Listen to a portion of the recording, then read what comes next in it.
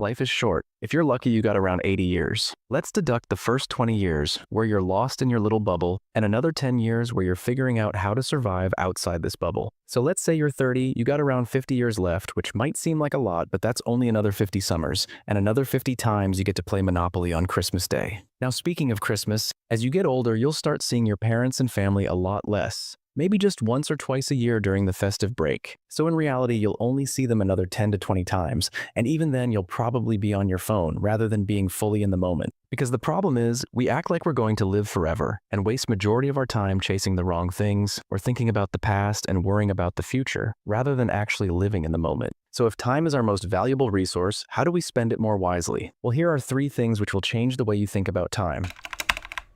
Imagine yourself on your deathbed, taking your last breath. In that moment, will you think, I wish I worked extra hard in my career and had the word senior or chief in my job title? I highly doubt it. Instead, you'll probably think, I wish I spent more time with my family and friends. But by then it'll be too late. The only people who will remember your long hours is your family, not your boss or coworkers. In fact, by then they probably won't even remember your name. So learn to prioritize your time. Don't waste it on things that won't matter at the end of your life. Being busy doesn't necessarily mean you're being productive. Now, speaking of family and relationships, according to our world in data, as kids we spend most of our time with family. As we enter adolescence, we start spending more time with friends. Then fast forward to adulthood, we spend majority of our time with our partner, and maybe with kids of our own. Around the same time, we spend a significant amount of hours with our coworkers. But as we age and reach post-retirement, our social circle starts to reduce. Maybe our kids have moved out and our partner is no longer around, so we end up spending most of this time alone. If this isn't how you want your life to play out, then you need to start investing in relationships that bring you the most joy, because those you love won't be around forever.